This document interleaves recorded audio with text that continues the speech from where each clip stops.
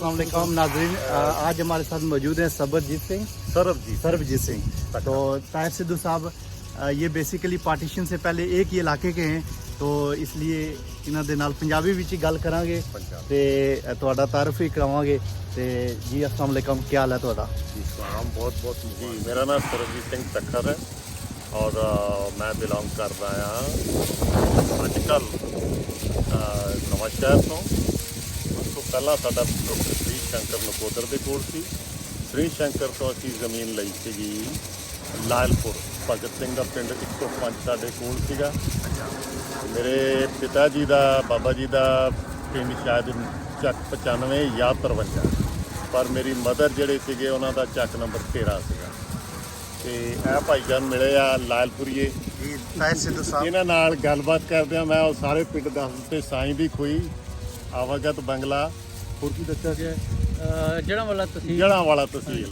ਅੱਛਾ ਤੁਸੀਂ ਉੱਥੇ ਰਹੇ ਉਸ ਗ੍ਰਾਮ ਵਿੱਚ? ਨਹੀਂ ਜੀ, ਮੈਂ 1960 ਦੀ ਪੈਦਾਵਾਰ। 1960 ਵਿੱਚ ਤੁਹਾਡੇ ਵਾਲਿदैन ਇਸ ਦੇ ਬਾਰੇ ਵਿੱਚ ਕੀ ਦੱਸਦੇ ਗ੍ਰਾਮ ਦੇ ਬਾਰੇ ਵਿੱਚ ਜਾਂ ਲੋਕਾਂ ਦੇ ਬਾਰੇ ਵਿੱਚ ਪਾਰਟੀਸ਼ਨ ਤੋਂ ਪਹਿਲੇ? ਮਹਾਰਾਜ ਗੱਲਾਂ ਹੀ ਛੱਡ ਦਿਓ। ਪਿਤਾ ਜੀ ਤਾਂ ਇਹ ਕਹਿੰਦੇ ਹੁੰਦੇ ਸੀਗੇ ਭਈ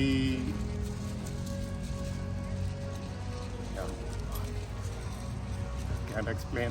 ਸਰਦਾਰ ਸਾਹਿਬ ਦਿਲ ਦੀ ਗਹਿਰਾਈਆਂ ਤੋਂ ਇਸ ਟਾਈਮ ਪਾਕਿਸਤਾਨ ਨਾਲ ਮੁਹੱਬਤ ਦਾ ਇਜ਼ਹਾਰ ਕਰ ਰਹੇ ਨੇ ਔਰ ਉਹਨਾਂ ਦੇ ਅੱਖਾਂ 'ਚ ਆਂਸੂ ਆ ਗਏ ਨੇ ਕਿ ਉਹਨਾਂ ਨੂੰ ਕਿਤਨਾ ਮੁਹੱਬਤ ਸੀ, ਕਿਤਨਾ ਪਿਆਰ ਸੀ ਆਪਣੇ ਦੇਸ਼ ਦੇ ਨਾਲ, ਆਪਣੇ ਇਲਾਕੇ ਦੇ ਨਾਲ। ਔਰ ਮੈਨੂੰ ਵੀ ਇਸ ਟਾਈਮ ਬੜਾ ਮੇਰੇ ਅੱਖਾਂ 'ਚ ਆਂਸੂ ਆ ਰਹੇ ਨੇ ਕਿ ਅਸੀਂ ਕਿਤਨਾ ਮਿਸ ਕਰ ਰਹੇ ਨੇ ਚੀਜ਼ਾਂ ਨੂੰ, ਕਿ ਅਸੀਂ ਪਾਕਿਸਤਾਨ ਪਾਰਟੀਸ਼ਨ 1947 ਤੋਂ ਪਹਿਲਾਂ ਇੱਕ ਹੀ ਜਗ੍ਹਾ, ਇੱਕ ਹੀ ਘਰ 'ਤੇ, ਇੱਕ ਹੀ ਦੇਸ਼ 'ਚ ਰਹਿੰਦੇ ਸਾਂ। ਲੇਕਿਨ ਕੁਝ ਐਸੀਆਂ ਤਾਕਤਾਂ ਜਿਨ੍ਹਾਂ ਨੇ ਸਾਨੂੰ ਡਿਵਾਈਡ ਕਰ ਦਿੱਤਾ, ਅਸੀਂ ਆਪਸ ਵਿੱਚ ਅਲੱਗ-ਅਲੱਗ ਹੋ ਗਏ। ਤੇ ਲੇਕਿਨ ਸਾਡੀਆਂ ਯਾਦਾਂ, ਸਾਡੀ ਮੁਹੱਬਤ, ਸਾਡਾ ਪਿਆਰ ਅਜੇ ਵੀ ਸਾਡਾ ਇੱਕ ਦੂਸਰੇ ਨਾਲ ਉਸੇ ਤਰ੍ਹਾਂ ਹੀ ਹੈ। ਤੇ ਜਿਸ ਤਰ੍ਹਾਂ ਅੱਜ ਸਾਡੇ ਸਰਦਾਰ ਸਾਹਿਬ ਸਾਡੇ ਨਾਲ ਮੁਹੱਬਤ ਦਾ ਇਜ਼ਹਾਰ ਕਰ ਰਹੇ ਨੇ, ਇਹਨਾਂ ਸਿਰਫ ਉਹ ਤੋਂ ਦੇਖਿਆ ਅਸੀਂ 14 ਅਗਸਤ ਦਾ ਪ੍ਰੋਗਰਾਮ ਹੀ ਮਨਾ ਰਹੇ ਹਾਂ ਤੇ ਉਹਨਾਂ ਨੇ ਕਾਇਦੇ ਆਜ਼ਮ ਤੇ ਅਲਾਮਾ ਇਕਬਾਲ ਦੀ ਤਸਵੀਰ ਦੇਖੀ ਤੇ ਉਹਨਾਂ ਨੂੰ ਖਿੱਚ ਕੇ ਲਿਆਈ ਕਿ ਯਾਰ ਇਹ ਉਹੀ ਲੋਕ ਨੇ ਜਿਨ੍ਹਾਂ ਨੇ ਸਾਨੂੰ ਸ਼ੁਰੂ ਦੇ ਵਿੱਚ ਕਿਸ ਤਰ੍ਹਾਂ ਪਿਆਰ ਮੁਹੱਬਤ ਦੇ ਨਾਲ ਅਸੀਂ ਇਕੱਠੇ ਰਹੇ ਤੇ ਇੱਕ ਵਤਨ ਦੇ ਵਿੱਚ ਸਾਂ। ਤੇ ਇਹਨਾਂ ਨੂੰ ਸਾਨੂੰ ਬੜੀ ਖੁਸ਼ੀ ਹੈ ਜਿਹਨਾਂ ਨੂੰ ਮਿਲ ਕੇ।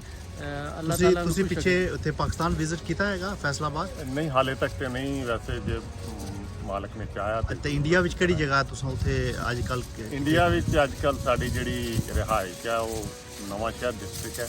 ਭਗਤ ਸਿੰਘ ਦਾ ਪਿੰਡ ਖਟਕੜ ਕਲਾਂ ਸਾਡੇ ਕੋਲ ਹੀ ਹੈ। ਅੱਛਾ। ਤੇ ਭਗਤ ਸਿੰਘ ਦਾ ਨਾਨਕਾ ਪਿੰਡ ਜਿਹਨੂੰ ਕਹਿ ਦਿੰਦੇ ਆ ਮੋਰਾਂ ਵਾਲੀ, ਉਹ ਵੀ ਗੜਸ਼ੰਕਰ ਦੇ ਤਹਿਸੀਲ ਦੇ ਵਿੱਚ ਸਾਡੇ ਨਾਲ ਹੀ ਹੈ। ਤਕਰੀਬਨ ਸਾਈਕਲ ਤੇ ਅਸੀਂ ਜਾ ਸਕਦੇ ਹਾਂ। ਤੇ ਅਮਰੀਕਾ ਵਿੱਚ ਕਿੰਨਾ ਅਰਸਾ ਹੋਇਆ ਤੁਹਾਨੂੰ ਆਇਆ? ਅਮਰੀਕਾ 'ਚ ਹੁਣ ਲੱਗਦਾ ਕਿ ਜੰਮਿਆ ਪਲੇ ਜਾਈ ਇੱਥੇ। 35 ਸਾਲ ਹੋ ਗਏ ਨੇ ਜੀ। ਤੇ ਉੱਥੇ ਜਿਹੜਾ ਤੁਹਾਡਾ ਦਿਲ ਕਰਦਾ ਕਿ ਉਹ ਗ੍ਰਾਮ ਦੇਖਾਂ ਜਿੱਥੇ ਤੁਹਾਡੇ ਵਾਲਿदैन ਰਹਿੰਦੇ ਰਹਿਣ ਨੂੰ ਦਿਲ ਕਰਦਾ ਹੈ ਤੇ ਤੁਹਾਨੂੰ ਲੈ ਚੱਲਦੇ ਜਨਾਬ। ਤਾਹਿਰ ਸਾਹਿਬ ਇੰਤਜ਼ਾਮ ਕਰੋ, ਮੈਂ ਇਹਨਾਂ ਨੂੰ ਅਸੀਂ ਦਾਵਤ ਤਿੰਨੇ ਚੱਲਦੇ ਆ। ਗਰਾਈਆਂ ਨਾ ਕਿ ਸਾਡੇ ਕੋਲ ਆਉਣ, ਅਸੀਂ ਇਹਨਾਂ ਨੂੰ ਸਾਰੀ ਜਗ੍ਹਾ ਦਿਖਾਵਾਂਗੇ, ਬਲਕਿ ਇਹਨਾਂ ਦਾ ਪਿੱਛੇ ਜੋ ਪਿੰਡ ਜਾਂ ਘਰ ਹੈ ਉਹ ਵੀ ਇਹਨਾਂ ਨੂੰ ਉਹਨਾਂ ਲੋਕਾਂ ਨਾਲ ਮਿਲਾਵਾਂਗੇ। ਔਰ ਅਸੀਂ ਇੱਕ ਮੈਂ ਹੋਰ ਥੋੜੀ ਜਿਹੀ ਇੱਥੇ ਗੱਲ ਕਰਨਾ ਚਾਹਾਂਗਾ ਕਿ ਅਸੀਂ ਜਿਸ ਨਿਊ ਜਰਸੀ ਦੇ ਇਸ ਇਲਾਕੇ 'ਚ ਰਹਿ ਰਹੇ ਹਾਂ, ਇੱਥੇ ਇੰਡੀਅਨ ਤੇ ਪਾਕਿਸਤਾਨੀ ਲੋਕ ਇਸ ਤਰ੍ਹਾਂ ਮੁਤਹਿਦ ਹੋ ਕੇ ਇੱਕ ਦੂਸਰੇ ਨਾਲ ਇਕੱਠੇ ਰਹਿੰਦੇ ਨੇ। ਇੱਥੇ ਗੁਰਦੁਆਰੇ ਵੀ ਨੇ, ਇੱਥੇ ਮਸਜਿਦਾਂ ਵੀ ਨੇ, ਲੇਕਿਨ ਸਾਡੇ ਦਿਲ 'ਚ ਕਿਸੇ ਵਾਸਤੇ ਨਫ਼ਰਤ ਨਹੀਂ ਹੈ। ਅਸੀਂ ਮੁਹੱਬਤ ਨਾਲ ਸਾਰਿਆਂ ਨਾਲ ਰਹਿੰਦੇ ਹਾਂ, ਇੱਕ ਦੂਸਰੇ ਨਾਲ ਮਿਲਦੇ ਹਾਂ। ਮੇਰੇ ਸਾਹਮਣੇ ਸਰਦਾਰਾਂ ਦੇ ਘਰ ਨੇ, ਮੇਰੇ ਲੈਫਟ ਸਾਈਡ ਤੇ ਸਰਦਾਰ ਦੇ ਘਰ ਨੇ, ਮੈਂ ਇੱਥੇ ਪਾਕਿਸਤਾਨੀ, ਸਾਡੇ ਉਹ ਪਾਕਿਸਤਾਨੀ, ਯਾਨੀ ਕਿ ਸਾਡਾ ਇੱਥੇ ਇੰਡੀਆ ਤੇ ਪਾਕਿਸਤਾਨ ਇਸ ਤਰ੍ਹਾਂ ਜੀ ਇਕੱਠੇ ਹਾਂ। ਔਰ ਅੱਲਾਹ ਤਾਲਾ ਸਾਨੂੰ ਇਕੱਠਾ ਰੱਖੇ। ਸਰ ਜੀ ਮੈਂ ਤੁਹਾਨੂੰ ਇੱਕ ਗੱਲ ਸੁਣਾਵਾਂ। ਮੇਰੇ ਦਾਦਾ ਜੀ ਸਨ, ਉਹ ਬੇਸਿਕਲੀ ਅਸਾਂ ਜਿਸ ਇਲਾਕੇ ਦੇ ਉਹ ਜੰਮੂ ਹੈ, ਜੰਮੂ 'ਚ ਮੈਜੋਰਟੀ ਹਿੰਦੂਆਂ ਦੀ ਸੀ ਉਸ ਵੇਲੇ। ਤੇ ਉਹ ਉਹਨਾਂ ਲਈ ਰੋਂਦੇ ਸਨ ਤੇ ਮੈਂ ਕਹਿੰਦਾ ਸਾਂ ਕਿ ਇਹ ਤੇ ਹਿੰਦੂ ਹੈ ਕਿ ਕਿਉਂ ਰੋਂਦੇ ਇਹਨਾਂ ਲਈ।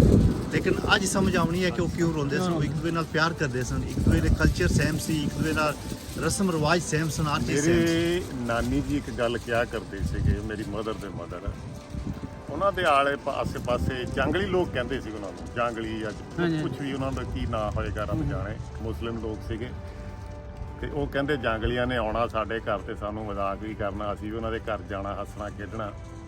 ਜੰਗਲੀ ਲੋਕ ਇੱਕ ਗੱਲ ਕਹਿੰਦੇ ਹੁੰਦੇ ਸੀਗੇ ਕਿ ਸਿਖੜੇ ਤੇ ਭੈੜੇ, ਸਿਖੜੇ ਭੈੜੇ ਕਮਲੇ, ਦੁੱਧ ਤੇ ਰੱਬੂ ਹੀ ਮਿੱਠਾ, ਇਹ ਦੁੱਧ 'ਚ ਮਿੱਠਾ ਪਾ ਕੇ ਪੀਂਦੇ ਨੇ। ਇਹ ਗੱਲ ਮੇਰੀ ਨਾਨੀ ਆਖਦੀ ਸੀ। ਇੱਕ ਹੋਰ ਗੱਲ ਕਹਿੰਦੇ ਹੁੰਦੀ ਸੀਗੀ ਕਿ ਮੇਰੇ ਨਾਨਾ ਜੀ ਦੀ ਇੱਕ ਮੂੰਹ ਬੋਲੀ ਭੈਣ ਹੋਈ ਸੀਗੀ ਮੁਸਲਿਮ ਪਰਿਵਾਰ 'ਚੋਂ। ਉਹ ਜਦੋਂ ਵੀ ਮਿਲਣ ਆਉਂਦੇ ਹੁੰਦੇ ਸੀਗੇ ਤੇ ਮੇਰੀ ਨਾਨੀ ਨੇ ਆਖਣਾ ਕਿ ਬੀਬੀ ਤੂੰ ਰੋਟੀ ਪਾਣੀ, ਉਹਨੇ ਕਹਿਣਾ ਤੂੰ ਮੈਨੂੰ ਚੁੱਲ੍ਹਾ ਵੱਖਰਾ ਦੇ ਦੇ। ਉਹਨਾਂ ਨੇ ਚੁੱਲ੍ਹਾ ਵੱਖਰਾ ਲੈ ਲੈਣਾ। ਇੱਕ ਸਿਫਤ ਉਹਨਾਂ ਦੀ ਇਹ ਦੱਸਦੇ ਹੁੰਦੇ ਸੀ ਮੇਰੇ ਨਾਨੀ ਕਿ ਉਹ ਜਿਹੜੇ ਬੀਬੀ ਹੁੰਦੇ ਸੀਗੇ ਨਾ, ਉਹਨਾਂ ਨੇ ਪੇੜਾ ਲੈਣਾ, ਆਪਣੇ ਖਾਵਨ ਦਾ ਪੇੜਾ ਸਭ ਤੋਂ ਵੱਡਾ ਤੇ ਛੋਟੇ ਬੱਚੇ ਦਾ ਪੇੜਾ ਸਭ ਤੋਂ ਛੋਟਾ, ਇੱਕ ਇੱਕ ਰੋਟੀ ਬਣਾਉਣੀ। ਔਰ ਹਰ ਜੀ ਨੂੰ ਪਤਾ ਹੁੰਦਾ ਸੀ ਕਿ ਮੇਰੀ ਰੋਟੀ ਕਿਹੜੀ ਹੈ। Very good. ਇਹ ਬੜੀ ਖੂਬਸੂਰਤ ਯਾਦਾਂ ਨੇ ਜਿਹੜਾ ਅਸਲ ਦਾ ਸਾਡਾ ਕਲਚਰ ਹੈ ਨਾ, ਇਹ ਬੜਾ ਰਿਚ ਕਲਚਰ ਹੈ। ਇਹ ਦੁਨੀਆ ਦੇ ਕਿਸੇ ਮੁਲਕ ਵਿੱਚ ਤੁਹਾਨੂੰ ਨਹੀਂ ਮਿਲੇਗਾ। ਇਤਨਾ ਪਿਆਰ ਮੁਹੱਬਤ, ਇਤਨੀ ਇੱਕ ਦੂਸਰੇ ਨਾਲ ਸ਼ਫਕਤ ਕਦੇ ਨਹੀਂ ਮਿਲੇਗੀ।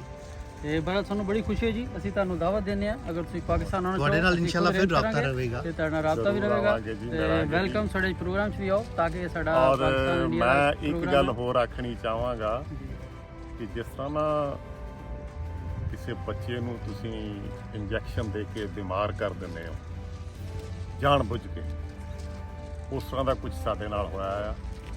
ਮੈਨੂੰ ਸ਼ਾਹਮੁਖੀ ਲਿਖਣੀ ਪੜ੍ਹਨੀ ਮੈਂ ਨਹੀਂ ਸਿੱਖੀ ਬਚਪਨ ਤੋਂ, ਕਿਉਂਕਿ ਸਾਡੇ 1965 ਵਿੱਚ ਇਹ ਬੰਦ ਕਰ ਦਿੱਤੀ ਸੀ।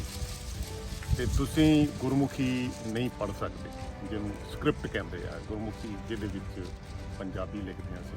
ਸ਼ਾਹਮੁਖੀ ਸਕ੍ਰਿਪਟ ਹੋਰ ਹੁੰਦੀ ਹੈ, ਜ਼ੁਬਾਨ ਹੋਰ ਹੁੰਦੀ ਹੈ। ਮੈਂ ਬੇਨਤੀ ਕਰਦਾ ਹਾਂ ਕਿ ਤੁਸੀਂ ਸਾਰੇ ਗੁਰਮੁਖੀ ਸਿੱਖਣ ਦੀ ਕੋਸ਼ਿਸ਼ ਕਰੋ, ਔਰ ਮੈਂ ਸ਼ਾਹਮੁਖੀ ਸਿੱਖਣ ਦੀ ਕੋਸ਼ਿਸ਼ ਕਰ ਰਿਹਾ। ਮੈਂ ਐਮਏ ਕੀਤੀ ਹੋਈ ਹੈ ਇਕਨੋਮਿਕਸ ਦੇ ਵਿੱਚ, ਪਰ ਜਦੋਂ ਮੈਂ ਸ਼ਾਹਮੁਖੀ ਪੜ੍ਹਦਾ ਨਾ ਤੇ ਮੈਨੂੰ ਇੰਜ ਲੱਗਦਾ ਕਿ ਕਾਲਾ ਅੱਖਰ ਭੈਂਸ ਬਰਾਬਰ, ਮੈਂ ਬਿਲਕੁਲ ਅਨਪੜ੍ਹ ਹਾਂ। ਬੜੀ ਵੱਡੀ ਕਮਜ਼ੋਰੀ ਹੈ। ਲੇਕਿਨ ਤੇ ਤੁਸੀਂ ਇੰਡੀਆ ਵਿੱਚ ਕੀ ਕਰਦੇ ਸੋ ਉੱਥੇ? ਮੈਂ ਇੰਡੀਆ ਦੇ ਵਿੱਚ ਸਟੂਡੈਂਟ ਹੀ ਸੀਗਾ, ਐਮਏ ਕਰਦਿਆਂ ਸਾਰ ਹੀ ਮੈਂ ਇੱਥੇ ਅਮਰੀਕਾ ਆ ਗਿਆ। ਅਮਰੀਕਾ ਆ ਗਏ। ਕਦੇ ਸ਼ਿਮਲੇ ਨਹੀਂ ਗਿਆ ਬਰਫ਼ਬਾਰੀ ਵੇਖਣ, ਤੇ ਇੱਥੇ ਆ ਕੇ ਬਰਫ਼ਬਾਰੀ ਬਹੁਤ ਸ਼ੁਕਰੀਆ ਜੀ, ਬਹੁਤ ਸ਼ੁਕਰੀਆ ਤੁਹਾਡਾ। ਤੇ ਇੱਕ ਤੁਹਾਨੂੰ ਮੈਂ ਹੋਰ ਗੱਲ ਦੱਸਦਾ ਆ, ਮੈਨੂੰ ਹਰੂਫੇ ਤਹਿਜੀ ਜਿਹਨੂੰ ਆਖਦੇ ਨੇ ਨਾ, ਉਹ ਜ਼ੁਬਾਨੀ ਯਾਦ ਹੋਈ ਆ ਬੜੇ ਸਾਲਾਂ ਬਾਅਦ। ਅਲਿਫ ਬੇ ਪੇ ਤੇ ਟੇ ਸੇ ਜੀਮ ਚੇ ਹੇ ਖੇ ਦਾਲ ਡਾਲ ਜ਼ਾਲ ਰੇ ਉੜੇ ਜ਼ੇ ਜ਼ੇ ਸੀਨ ਸ਼ੀਨ ਸਵਾ ਜ਼ਵਾ ਤੋਏ ਜ਼ੋਏ ਐਨ ਗੈਨ ਫੇ ਕਾਫ ਕਾਫ ਗਾਫ ਲਾਮ ਮੀਮ ਨੂਨ ਵਾਓ ਹੇ ਹਮਜ਼ਾ ਛੋਟੀ ਇਹ ਤੇ ਵੱਡੀ। ਵੈਰੀ ਗੁੱਡ, ਵੈਰੀ ਗੁੱਡ ਸਰਦਾਰ ਸਾਹਿਬ। ਅੱਛਾ, ਆਖਰ ਤੇ ਤੁਸੀਂ ਇੱਕ ਪੈਗਾਮ ਦਿਓ ਜਿਹੜੇ ਪਾਕਿਸਤਾਨ ਇੰਡੀਆ ਦੇ ਲੋਕ ਹੈ, ਜਿਹੜੇ ਸਾਡੇ ਕਲਚਰ ਦੇ ਲੋਕ ਹੈ, ਉਹਨਾਂ ਵਾਸਤੇ ਇੱਕ ਪੈਗਾਮ ਦਿਓ। ਮੈਂ ਤੇ ਪੈਗਾਮ ਅੱਜ ਦੋਵੇਂ ਮੁਲਕ ਜਸ਼ਨ ਆਜ਼ਾਦੀ ਬਣਾ ਰਹੇ ਨੇ, ਉਹਨਾਂ ਦੇ ਬਾਰੇ ਤੁਸੀਂ ਪੈਗਾਮ ਦਿਓ।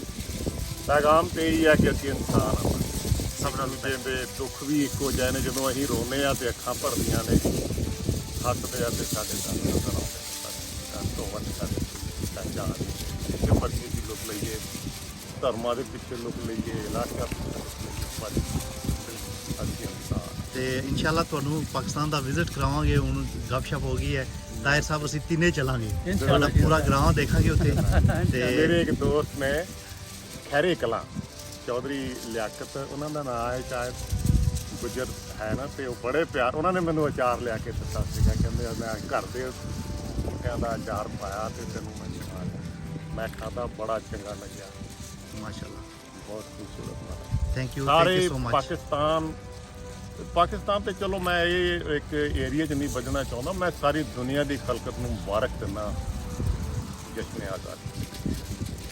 ਬਹੁਤ ਦੁਨੀਆ ਕਿਤੇ ਵੀ ਵਸਦੀ।